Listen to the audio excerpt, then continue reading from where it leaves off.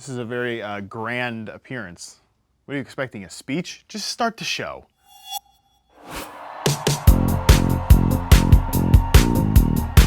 It's week 18 here in the Fantasy Football Survival Kit. That means, for the most part, fantasy football is over. Championships were awarded last week, and if you're still playing in week 18, we got a few other things to discuss here, okay? We got to talk about a few of those issues that you're dealing with. But, again, season's mostly over. So let's take a look back before we move on to the next chapter and hand out some awards. We asked you people, the people, my people, if you could give an award to one player, who would it be and why? And you delivered with some awesome creative responses. This first one, yes, the busiest beaver award goes to Jonathan Taylor. Number one, amazing reference. There was no way I was going to pass this tweet up to use in this segment. Number two, absolutely correct. Yeah, Jonathan Taylor has been getting busy all year long winning people fantasy championships. Like, if you had Jonathan Taylor, you had the thing, the most valuable running back in the game. The guy scoring touchdowns, the guy doing everything. I mean, again, he's been getting busy all year long, running people over, running through people, catching passes out of the backfield.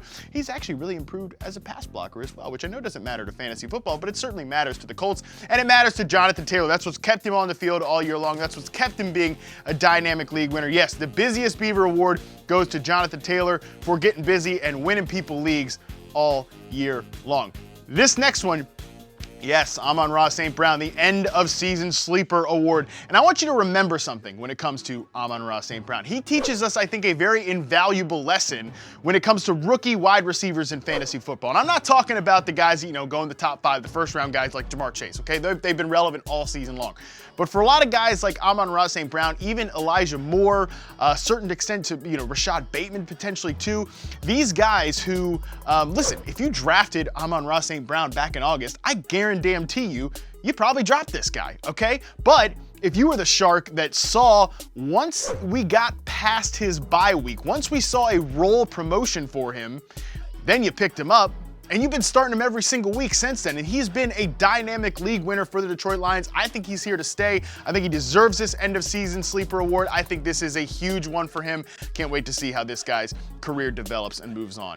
Yes, we had to award, this one I think was my favorite. There was no way I could not use this response, the Finish Him award to Najee Harris. Yet again, another great reference there. But more importantly, sometimes you watch something, you see it, and you just know you're watching something really special. You're watching like a piece of history that you're gonna remember. And I think that Najee Harris meaningless touchdown run that clinched people titles, again, like out of nowhere. People thought it was over. The Steelers were gonna just kneel the ball and get out of there. They had no more hope anymore if they had Najee Harris. But ends up running in this, again, meaningless touchdown. That is a part of fantasy football history. I mean, that is amazing. I had people sending me messages all week showing me, oh my God, yes, this won me my league, or even this run lost me my league. So yes, the Finish Him award goes to Najee Harris. What a great moment in fantasy football history, an absolutely deserved award.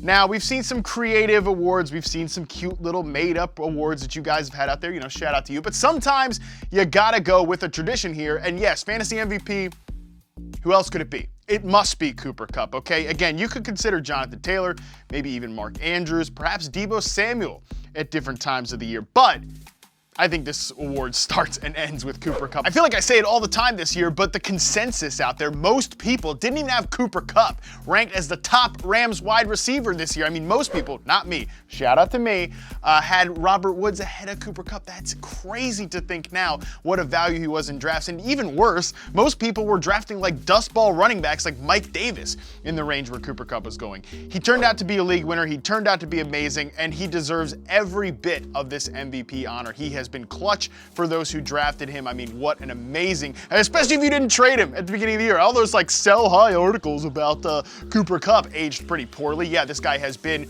the dominant force in fantasy football this year, totally deserving of the MVP. Now it's time for the worst tweet of the week. And Michael, I'm not gonna allow you to take this award, okay? I'm gonna take it, and I'm not gonna give it to you, okay? Because you are not the idiot of the year for drafting Christian McCaffrey #1 overall. I mean, Everybody was drafting Christian McCaffrey #1 overall, okay? Yes, was there some risk of injury to Christian McCaffrey after he missed all that time last year? Of course there was, but look at the entire first round of running backs. I mean, Alvin Kamara missed time this year and then banged you in the playoffs. Dalvin Cook has been absent from games like 3 times at points this year. Derrick Henry has been on IR forever, okay? So there was really nowhere else to go that would have been the right answer. So you are not the Idiot of the Year award. Was there risk to Christian McCaffrey? Sure, but there's risk to everything in life. But that's okay because we face those risks and we move forward. And that is where I'm going to leave you people today. Yes, fantasy football for the most part is over. We've handed out the awards. We've given praise to the guys who have deserved it. And now it's time for you to unplug your brain from fantasy for a while and disengage with this weird little hobby. I'd still like you to, follow and engage my content though. I mean, I got to keep the lights on here in this stadium somehow. But for the time being, you get to relax, you get to not get all caught up in this thing, and we get to do it all again for the 2022 season. And this time, it's totally not gonna be frustrating. It's gonna be great. It's gonna be so much fun. You're gonna love it. Now, seriously, this time it's gonna be fun. We're not gonna have any stressful things. It'll be great.